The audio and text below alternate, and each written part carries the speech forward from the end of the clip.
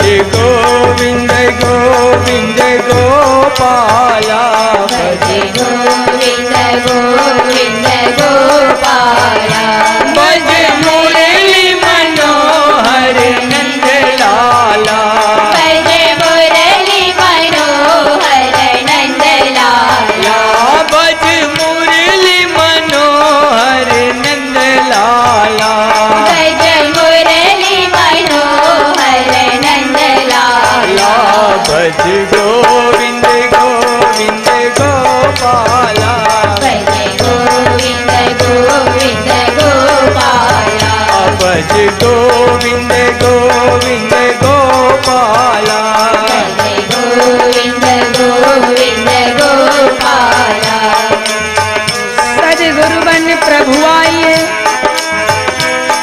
हृदयंतर के लीला तोरी अपरंपार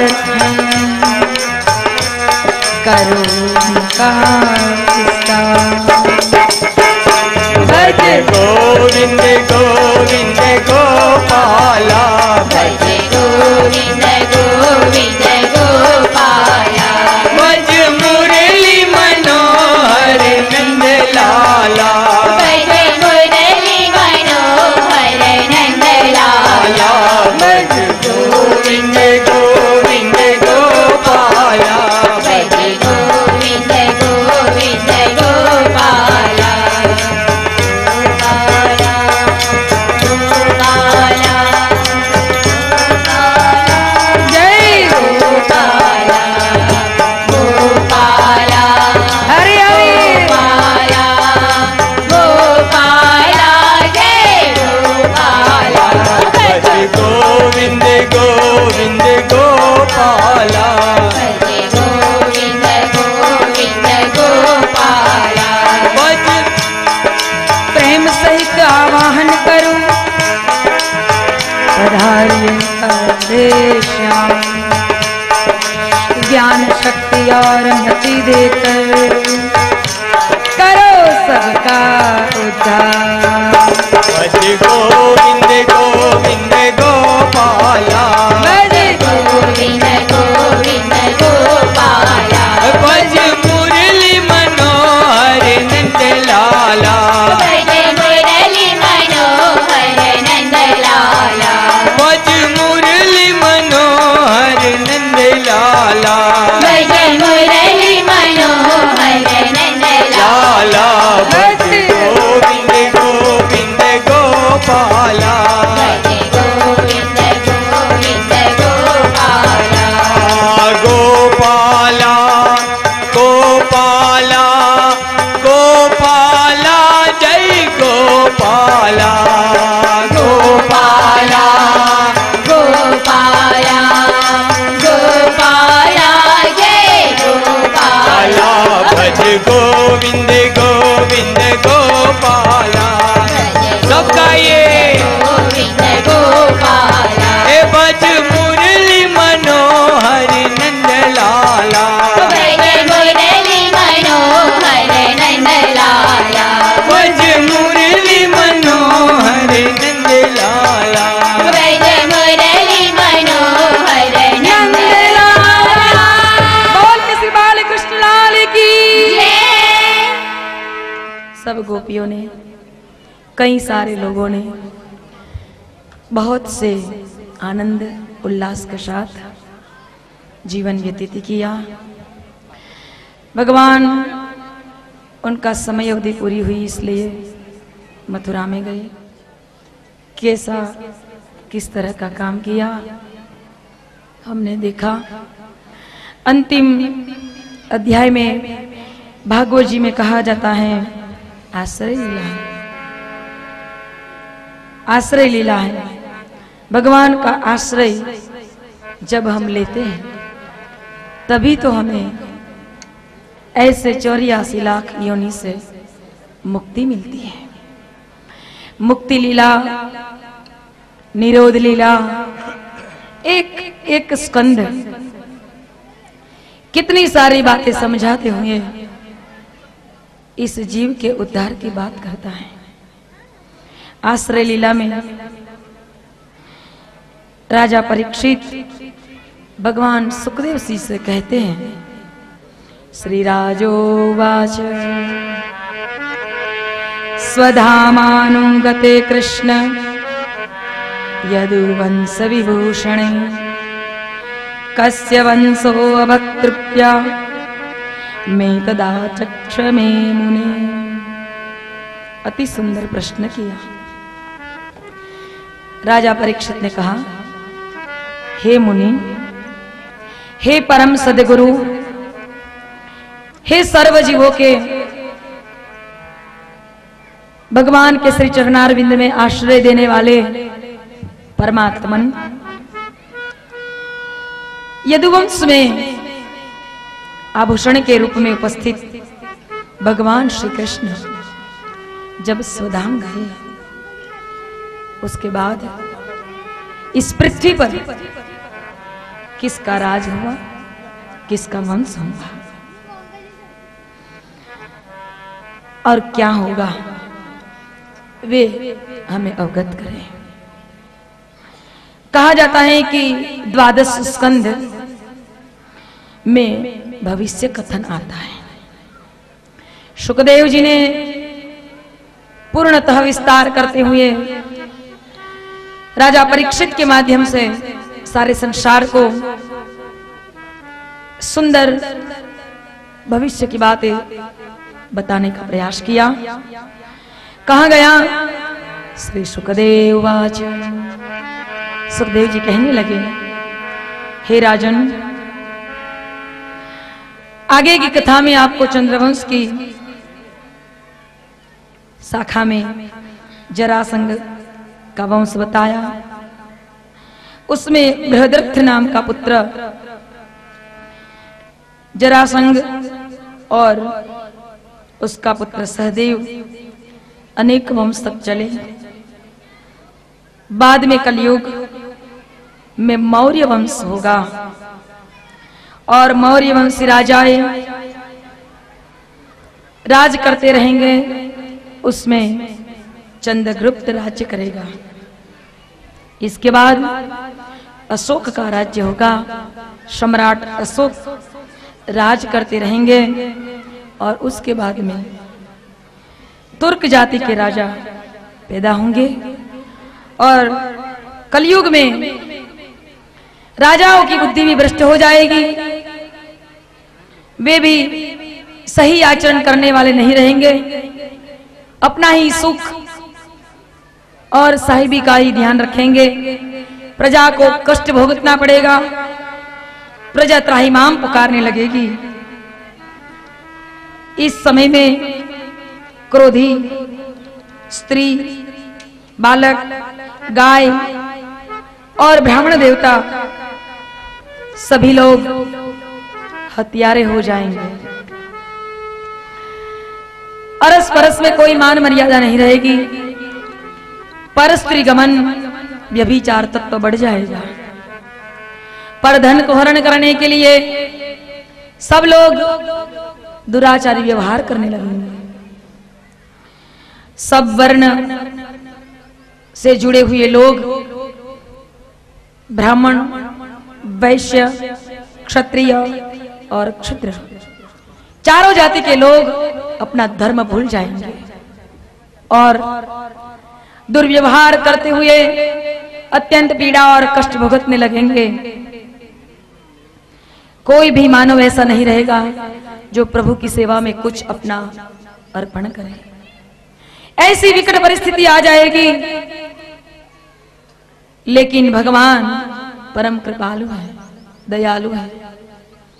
कभी न कभी सज्जनता का आधार बनने के लिए और उनकी रक्षा के लिए संसार में पुनः वो अपने दूत के माध्यम से अपना काम करवाएगा।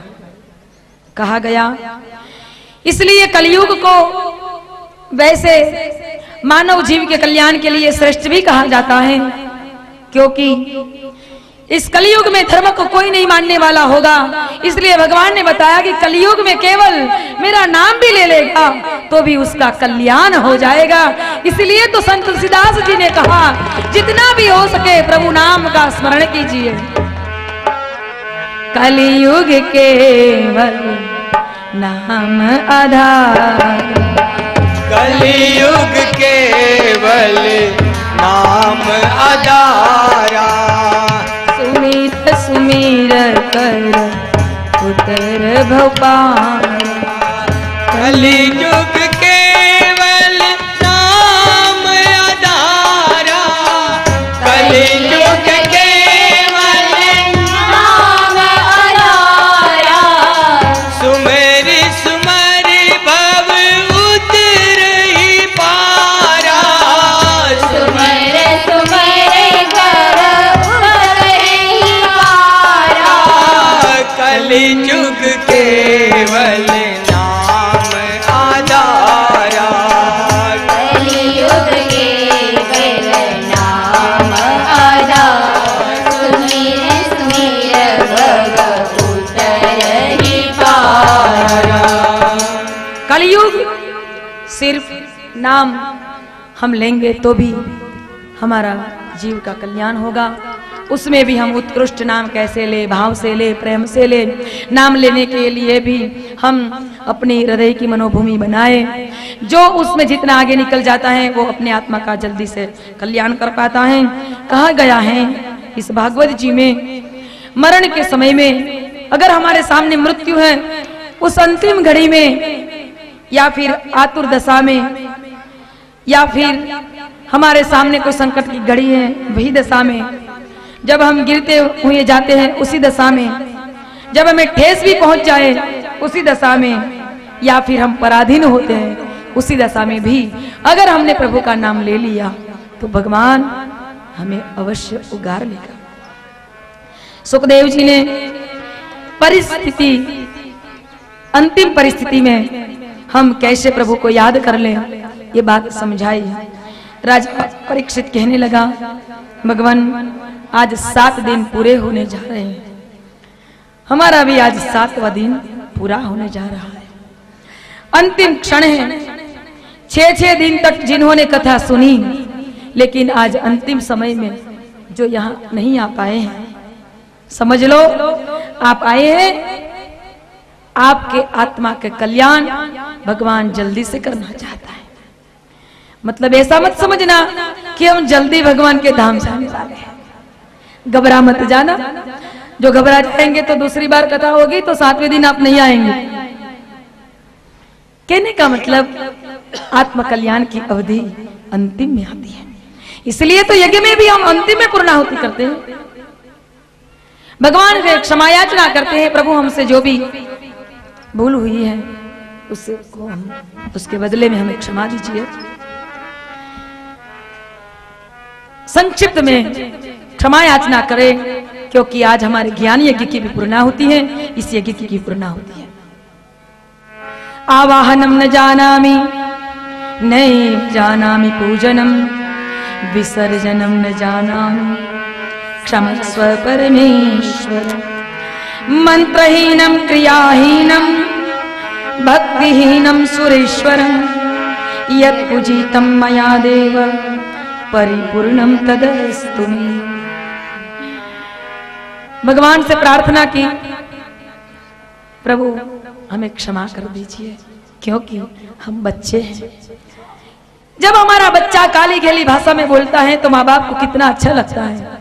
हम आज प्रभु से यही निवेदन कर रहे हैं, हम बच्चे होकर बोल रहे हैं, हमारी बहुत टूटी फूटी भाषाएं हैं, कितनी न जाने गलतियां होती हुई होंगी, आप क्षमा करें। इस मंगल भाव के साथ राजा परीक्षित भी आज सुखदेव जी के सामने कह रहे हैं, प्रभु हम भगवान से क्षमा याचना जरूर कर रहे हैं, लेकिन फिर भी मुझे ये मालूम नहीं होता है कि मानव को जल्दी मौत क्यों आती है। सुखदेव जी ने सोचा कि राजा का मन, परीक्षित का मन, राजर्षि का मन अभी भी कुछ संसार की ओर है, थोड़ा सा भी अंश रह गया ना तो हम मुक्ति नहीं पा सकते। इसलिए राजा परीक्षित को एक सुंदर बात सुनाई। कहा, देख राजर्षि, मैं तुझे एक बात समझाता हूं, एक राजा शिकार करने के लिए जंगल में गया, घूमता फिरा, बहुत घूमा, इधर उधर थक गया, हैरान परेशान हो गया। सोचा कि अब तो रात भी होने आई है, मैं घर नहीं पहुंच पाऊंगा, क्यों नहीं एक रात इस जंगल में कोई सहारा मिल जाए तो बिता लूं। ढूंढता है कहां सहारा मिले। देखा एक छोटी सी कुटिया है, वहां गए। छोटी सी दीप की प्रकाश आ रही थी, बाहर से दरवाजा बंद था। उसने दरवाजे पे आवाज लगाई, भाई कोई है? अंदर से आवाज आई, हाँ हाँ बोलिए क्या काम है? मुझे एक रात के लिए आसरा चाहिए। अंदर से आवाज आई, भाई ये जो हमारी छोटी सी कुटिया है उसमें इतने सारी गंदगी भरी हुई है, रक्त है, मांस है, पस है, पाक है, परु है, मल है, मूत्र है, इसमें आप नहीं रह पाएंगे, चले जाइए यहां से। राजा ने कहा नहीं नहीं, मुझे तो एक ही रात रहना है, एक रात रहना है, मुझे रहने दीजिए। नहीं भाई, यहाँ जो आता है वो वापस जाने की नाम ही नहीं लेता है, इसलिए आप यहाँ मत आइए, चले जाइए, कहीं और दूसरा आसरा खोज लीजिए। राजा ने कहा मैं कहाँ जाऊंगा, एक रात के लिए मुझे रहने दीजिए। मैं सच्चा विश्वास देता हूँ, पक्का विश्वास देता हूँ, मैं सुबह होते ही यहाँ से निकल जाऊंगा। राजा ने पक्का विश्वास दिया, इसलिए दरवाजा खुला, वो अंदर गया।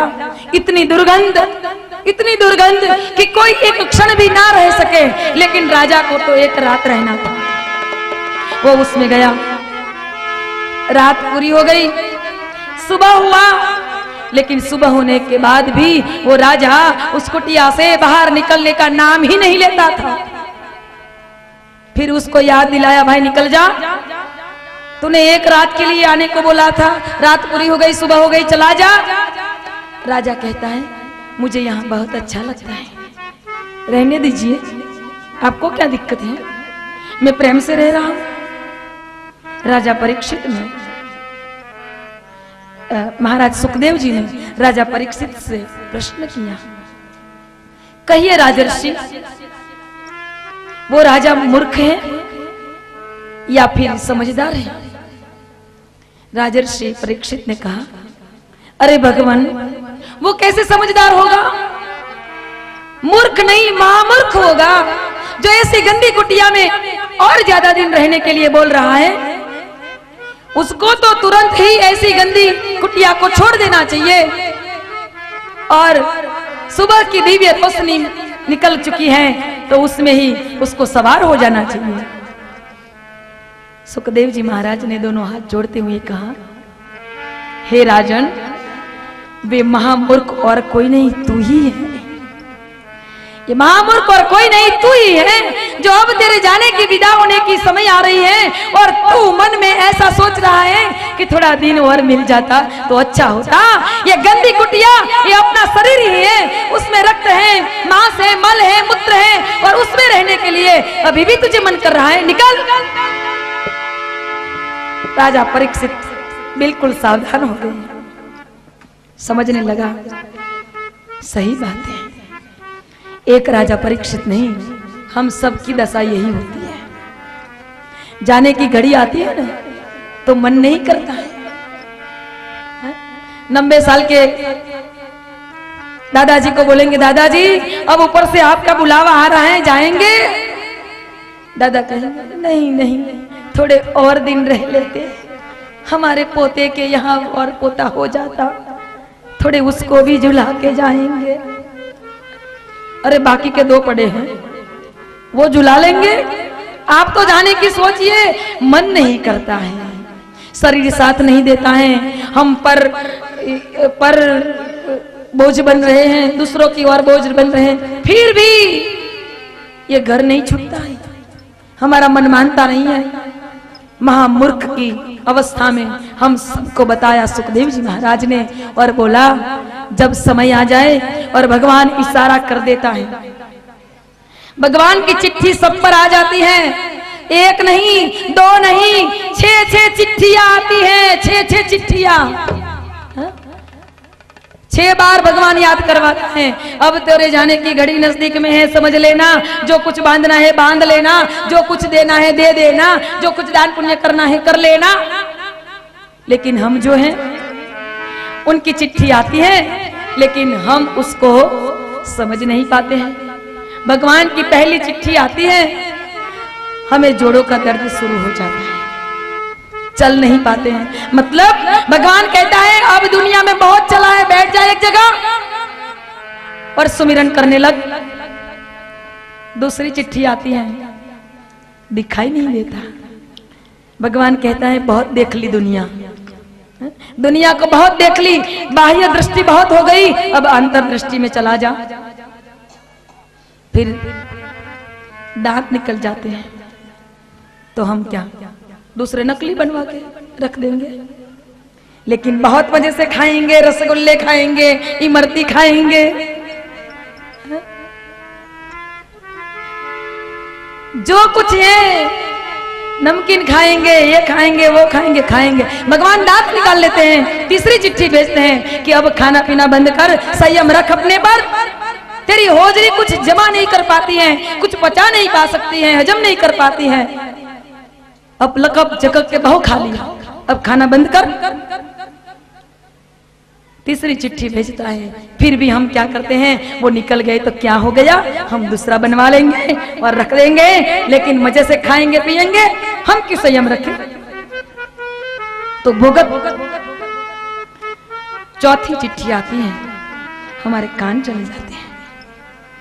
भगवान कहता है दुनिया की बहुत निंदा कुतली सुन ली है, बहुत बातें दुनिया की सुन ली है, अब मेरी बातें भी सुनाकर। अंतरकरण में एक नाद ब्रह्म है, उस नाद ब्रह्म को सुनाकर जो दुनिया की बात ही सुनता रहेगा तो अंदर वाली आवाज तो सुन नहीं पाएगा।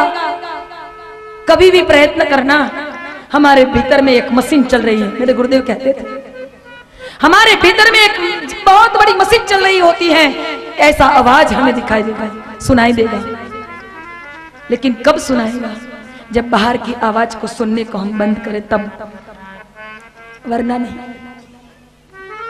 5 चिट्ठी आ गई, छठी चिट्ठी आती है, अपने सर के बाल सफेद हो जाते हैं तो क्या हो गया, बहुत कुछ मिलता है। हम काल को धक्का लगाते हैं, अरे चला जा, हमारे पास बहुत सारी उपलब्धियां हैं, तो क्या कर लेगा। वैसे वास्तव में भगवान हमें ये बताता है कोई बात नहीं, उसकी भी कोई बात नहीं, लेकिन हमें ये कहता है भगवान कि समझ लेना, तू चाहे बाल तेरा सफेद रहे या फिर काला रहे, लेकिन तुझे समझ जाना चाहिए कि अब इस उम्र में, अब तो छोटे छोटे बच्चों के बाल सफेद होते हैं, 6 साल के बच्चे क्या, उसका भी बाल सफेद हो जाता है। एक बच्चा तो जन्मा था, उसी से तब से ही सफेद बाल था। मतलब कि समय कम है, प्रभु के काम में जुट जा, प्रभु के नाम में लग जा, ये हमारा मेन संदेश है, उसको हम अपने भीतर ले जाए। कहा जाता है कि जब हम कोई पार्टी में जाते हैं, भोजन समारोह में जाते हैं, तो हम देखते हैं, दुनिया की पार्टी में हम जाते हैं तो हम देखते हैं कि जब हम खाने के लिए बैठते हैं तो बहुत सारा कुछ आता है, बहुत सारी सब्जी आती है, चटनी आती है, कुछ नमकीन आता है, कुछ पापड़ आ जाते हैं, मिठाई आ जाती है, रसगुल्ले आ जाते हैं, गुलाब जामुन आ जाते हैं, इमरती आ जाती हैं, कुछ हलवा आ जाता है, कुछ कितना खीर भी आ जाती है, क्या क्या नहीं बनाया बहन लोगों ने, भाइयों ने, कितना भाव से बहुत कुछ बनाया। लेकिन जो संदेश हम देने जा रहे हैं उसका पालन तो हमें करना पड़ता है। दांत जाए बाद में हम संयम करें, इसकी बजाय हम अभी से ही संयम को शुरू कर दे तो ही अच्छा है। सब कुछ इतना सारा खाते हैं, सब आते जाते हैं, सब लोग बारी बारी से आते हैं, लीजिए दादा जी इतना लीजिए, अरे बहन जी इतना तो हो जाएगा, अरे एक इमरती चल जाएगी, अरे कितना आग्रह करती है, कितना आग्रह करती है, और खिलाते जाते हैं, खिलाते जाते हैं। सब कुछ आ गया, बारी बारी से आ गया, 2 बार आया, 4 बार आए, 6 बार आ गए और सब हमने मजे से खाया, अपना पेट भर गया। सबको लगता है कि पूरा खा लिया है, रोटी सब्जी पूरी सब खा लिया। फिर अंत में बाद में क्या आता है? अंत में क्या आता है? बाद आता है, बाद आता है, अंत में आता है। जब अंत में भात आने लगे तो समझ लेना कि आगे जो कुछ आया है वो अब आने वाला। समझ आते हैं ना सब?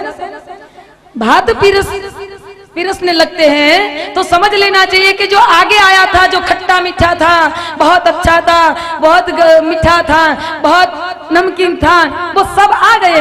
अब भात आ गया है, इसलिए वो आगे वाला सब कुछ आने वाला नहीं है। वैसे परम कृपालु परमात्मा भी हमें कहता है कि अपने जीवन की भोजन रसथाल में और हमारे जीवन की रसथाल में अगर हमारे सर पे भात पिरस जाए, तब आगे वाली जो युवानी में भुगतने वाले सब चटपटे स्वाद हैं, उसको याद मत करना, उसको याद मत करना, शांत हो जाएगा।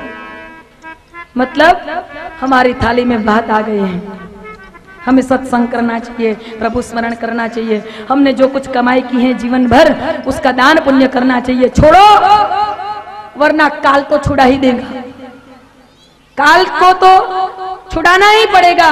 अगर काल हमें लात मार के छुड़ाएगा, उससे पहले ही हम कुछ छोड़े, उससे पहले ही हम कुछ दे। धन्यवाद है हमारे सभी सहयोग देने वाले महानुभावों को हम प्रणाम वंदन करते हैं, जिन्होंने इस कार्य को ऊपर उठाने के लिए अपना कुछ न कुछ सहयोग दिया। धन्यवाद है हमारी माताएं बहनें, हमारी बहनों को साथ देकर आपने बहुत उसको उत्साहित किया। हमारी बहनें गली गली में घूमी, घर घर घूमी, सबको आमंत्रित किया, सबको बताया कि आना, प्रेम से आना, और सभी के हृदय में, सभी के भीतर में प्रेम से आमंत्रण दिया था ना, इसलिए एक भावना जगी और सब उमड़ पड़े, सब उमड़ पड़े। कई हमारे बुजुर्ग लोग बोल रहे थे कि कानोड़ में ऐसा दिव्य आनंद पहली बार आया है। हमारे हृदय में लगता है कि मेरे परमात्मा अति प्रसन्न हो गए हैं। सच्चे में इस कानोड़ की भूमि में परमात्मा की सूक्ष्म चेतनाएं आ रही है, बरस रही है। उसको अब हमारी झोली ठीक रखना ताकि झोली भर जाए। और भगवान जो देता है और भगवान की शक्ति से अपनी झोली भरती है, वो साधारण नहीं होती, लेकिन उसको चलाना आना चाहिए। उस झोली में जो आएगा उसको हम कैसे अपने जीवन में प्रयोग करें, वो आना पड़ेगा। अपने को आता हो तभी उसका प्रयोग सही ढंग से हम कर सकेंगे। हमें कोई 15 लाख की गाड़ी तो दे दे, और 15 लाख की गाड़ी किसी ने भेंट में दी है, चलो बैठ जाए, बैठ जाओ सब, हम चलाने बैठ जाएंगे। और चलाना नहीं आता तो जो बैठे हैं वो कहेंगे भाई जरा मेहरबानी कर दे, हमने वो इंश्योरेंस नहीं लिया है, सब उतर जाएंगे। चलाना, गाड़ी को चलाना आता है तभी वो सीट पर बैठ सकता है। 15 लाख की गाड़ी क्यों ना हो, 20 लाख की गाड़ी क्यों ना हो, लेकिन उसको कैसे चलाए आता है तभी हम चला पाते हैं। वैसे देव शक्तियां हमारी झोली तो भर दें, लेकिन उसका प्रयोग हम कैसे करें, सही ढंग से हम उसी का प्रयोग कर सकें। राजा परीक्षित ने जैसे प्रयोग किया, राजा परीक्षित को एक बात समझा दी, समझ में आ गई। राजा परीक्षित ने अपना मुंह उत्तर दिशा की ओर कर दिया, अपने सभी चक्रों को शांत करके मन, बुद्धि, चित्त और अहम चारों को सीधी दिशा में रख दिया और अपने हृदय स्थान में प्रभु परमात्मा का ध्यान किया। उसमें ही अपनी आत्मा को लीन बना दी। फिर सुखदेव जी महाराज ने अंत में पूछा, तेरी कोई भी इच्छा हो तो बोल। अब तक्षक नाग आने वाला है, लेकिन जब तक मैं यहाँ बैठा हूं तब तक तक्षक यहाँ नहीं आ सकता है। सुखदेव जी महाराज ने बोला, कहने का मतलब जब तक हमारे आसपास में कोई भी संत का संरक्षण है तब तक हमें काल कभी भी हमारा कुछ नहीं बिगाड़ सकेगा। इसलिए जीवन में जिन्होंने भी दीक्षा संस्कार ली है, समर्थ सदगुरु की छत्र छाओ प्रतिदिन प्रतिक्षण बनी रहे। याद रखना, प्रतिदिन सुबह में 3 माला गायत्री महामंत्र जप करते और गुरु सप्ताह की सूक्ष्म संरक्षण चेतना को अपने आसपास में बनाए रखें, ताकि काल से हमको रक्षा मिले। सुखदेव जी महाराज ने बताया, जब तक ऐसे महान शक्ति समर्थ उपस्थित हैं, तक्षक नहीं आ सकता है। परीक्षित ने कहा, नहीं, अब मेरी आत्मा अपने हृदय स्थान में स्थित हो गई है। हे सतगुरुदेव, आपने मुझ पर बहुत बड़ी कृपा की है। आपने दिव्य परमात्मा के गुणानुवाद का स्मरण कराया, उसकी लीलाओं का स्मरण किया, इसलिए मेरा हृदय भाव भरा हो गया, इसलिए मेरी आत्मा भी हृदय में स्थित हो रही है। आप जाइए, अब तक्षक आएगा, उससे पहले ही मैं उसमें लीन हो जाऊंगा। ऐसा कहकर परीक्षित की आत्मा दिव्य सृष्टि के रूप में ऊपर से उबड़ गई और परम चेतना के तत्व में बढ़ गई। यहाँ से तक्षक आया, लेकिन उससे पहले ही परीक्षित की आत्मा ब्रह्म में लीन हो गई थी। बोलिए राजा परीक्षित की, सुखदेव जी महाराज की। तक्षक ने जब परीक्षित के मृत शरीर को डसा, उसमें आग लग गई, वो राख का ढक बन गया। उससे पहले, कहने का मतलब कि हमें काल दंश दे, उससे पहले ही हम भगवान से लीन हो जाए, भगवान में लीन हो जाए। अगर हमारी आत्मा ब्रह्म में लीन हो गई तो काल हमें कुछ नहीं कर सकेगा। ऐसी ब्रह्म वेला में हम नित्य उठे और ब्रह्म के साथ अपना संबंध बनाने का प्रयत्न करिए। आइए, यहाँ से भागवत जी का संपूर्णतः ज्ञान सुखदेव जी महाराज के माध्यम से हम सबको पाने का सौभाग्य मिला। इसके बाद कहा गया है कि सर्व पुराण में भागवत पुराण उत्तम है। भाद्रवा पूर्णिमा के दिन अगर स्वर्ण के सिंहासन में रख के भागवत जी का कभी भी कोई श्रेष्ठ को दान देता है, तब मनुष्य परम गति को प्राप्त करता है। अनजाने में या फिर जाने में भी कोई भी भूल हुई है तो हम पुनः पुनः बार बार प्रभु से क्षमा याचना करते हुए यहाँ से प्रभु का नाम बोला जाता है। आप भी उसको प्रेम से पुकारना। हरे नमः, हरे नमः, हरे नमः, हरे नमः। जय जय श्री राधे, जय जय श्री राधे, जय जय श्री राधे, जय जय श्री राधे, जय जय श्री राधे। वृंदावन बिहारी लाल की जय। कहा गया है, एक उत्तम श्लोक, एक उत्तम ज्ञान हमें परमात्मा ने दिया और बताया। पतितः स्खलित स्वार्थः क्षुद्वा भावी वसो श्रवण हरये नमः इत्युच्चे मूर्छते सर्व पातक। जिसका संकीर्तन सर्व पापों को नष्ट करता है, जिसके चरणारविंद का स्मरण करते हुए जब हम प्रणाम करते हैं तो हमारे दुखों शांत हो जाते हैं। वही परम कृपालु परमेश्वर श्री हरि को हम कोटि कोटि वंदन करें। दोनों हाथ जोड़ के स्तवन्ताय स्वाहा।